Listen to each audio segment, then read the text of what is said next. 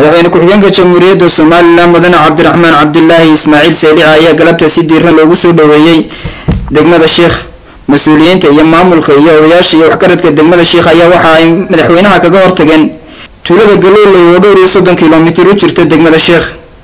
madaxweynaha ayaana u kala harin soo dhaweyntiisa guud ahaan dadweynaha ku nool degmada Sheekh, halkaas oo madaxweynuhu u soo kicitimay khayriyada dawladda hoose ee degmada Sheekh oo kala hadlay dadweynaha. waxaana ugu horeyn halka hadal ka soo jeediyay gudoomiyaha degmada Sheekh Ibrahim Cabdullaahi Cabsiye waxaana hadaladiisii kamid ahaa tacaala saqaabka galabta aan horaba u dhicin ee madaxweyne ku-xigeenka oo halkan marti inoogu ah shaqana u socdo oo mashaariicda inoo furi doona ugu soo dhaweyseen aad iyo aad baan idinkaga mahad celinayaa. waxaan leeyahay halkaa iyo meel ka sii wacanaynu gaadhno.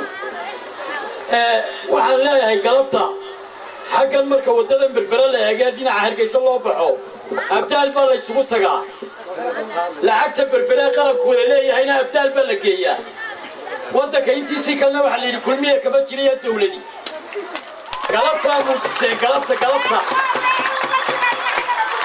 adigu dawladdu iyada u taalla siday u sixi lahayd arrinkaa, laakiin idinku waa muujiseena waa mahadsantihiin. waxaa isna halkaa hadal ka soo jeediyay wasiir dowlaha wasaaradda waxbarashada jamhuuriyadda Soomaaliland maanta waxa weeye xitaa hadalkii waxaa naga xidhay farxad. waxaanu ka soo lugaynay 1 kiiloomitir ayaanu ka soo lugaynay markaanu aragnay dadkii reer Sheekh oo wadada tuman dareenkayagii uuna siin waayay inaanu baabuurta ku jiro. madaxweyne ku-xigeenku wuxuu amar nagu siiyay inaanu la qaybsano dadka bacadka jooga aynu lugayno oo aynu la dhigidno oo la lugayno oo wadada qaadno. lug baanu halkaa ku soo galay. waxaanu ka turjubaynaa dareenkiina iyo wanaagiina.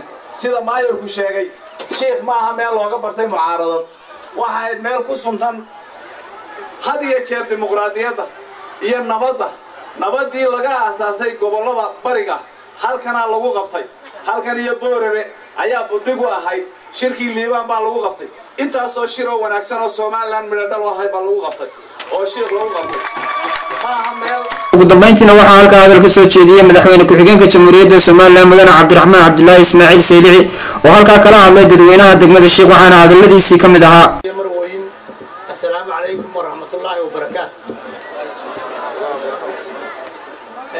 salaan kadib waxaa runtii maanta farxad weyn noo ah inaan joogno degmada Sheekh oo si aad u qiimo badan oo waddanka ku dheehan tahay oo walaalnimo ku dheehan tahay oo qarannimo ku dheehan tahay halkaad nagu soo dhaweyseen.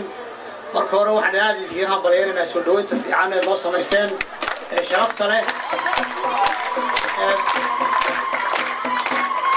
ee caruur iyo ciroole rag iyo dumar baa isku soo baxdeen sidaad noo soo dhaweyn lahaydeen. ilaahay saad noo karaamaysa Allah idin karaamayna kana. amiin. degmada Sheekh saa la sheegay waa degmo taariikhi ah, degmo la iloobi karo maaha. waa hooyadii aqoonta halkay ka bilaabantay Soomaaliland ka bilaabantay. dalka taariikh weyn bay ku leedahay. degmo wax dhista weeyaan, degmo wax dumisa maaha. qarnimo la soo noqotayna haddii ahayd magaalada Burco laga dhawaaqay qarnimada Soomaaliland 1999 Sheekh iyo Boorame waxaan ku lagu dhidbay bay ahayn ee cagaha lagu joojiyay qarnimada Soomaaliland.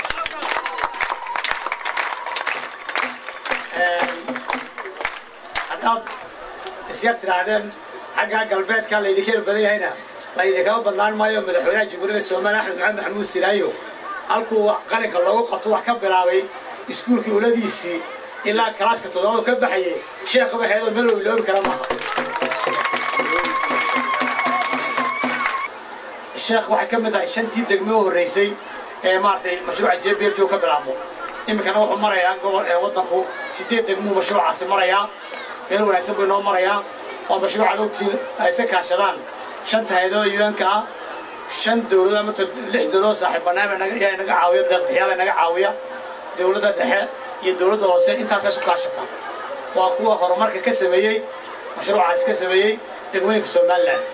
marka waxaan u nimidnay kulli kormeerno maadaama sanadka cusbaa inoo soo galayo sanadkii 2014 wixii noo qabsoomay iyo wixii naga qabya marka waxaan soo kicitay maanta inaan Burco iyo Sheekh iyo Berbera saddexdaayna maanta ootaan ku soo horeeyo oo qolada galbeedka aan dameysiino marka bisha koodeeda yaa la isku imaan shirkii maanta lagu qiimeeyay sanad inta kadib ayaa waxa madaxweynuhu uu xariga ka jiray mashaariicaha horumarineed ee laga fuliyay degmada mashaariicaan oo ah mashaariicaha GBLG-ga ee sanadda 2014 mashaariicaan horumarineed oo kala ah wada laamiyay iyo iskuul hoose dhexe oo hublaha wax lagu bari doono waxaana madaxweynaha faahfaahin ka siiyay dhismaha iskuulkan gudoomiyaha degmada Sheekh Ibrahim Cabdullaahi Cabsiye waxaana hadaladiisa kamid ahaa madaxweyne waxaanu halku ku soo dhaweynaynaa maanta inaad xariga nooga jirto iskuulkan oo kamid ah mashaariicdii GBLG-ga ee 2014 qabsoomay isagiyo wadadii aad hore u soo furtay labada mashruuc baa degmada sanadkan ka qabsoomay kuwii kalena iminkaanu programkoodii waad ka waraysim hablaha leh dumarka leh ayay leedahay oo agaasimo ay ka tahay gabadh ayaan la yiraahdo waanuna wadnaa kontonkiina waanu qoranay maamule madaxweyne tanna waxay ka tahay qayb waxaan ugu mahadnaqayaa aad ugu mahadnaqayaa maayirka Sheekh jazakallahu khayral jazaa dhismaha mashruucan iskuulka oo ay fulisay shirkadda Wabari Construction Company Faisal Ismail Television ka qaranka Somaliland degmada Sheekh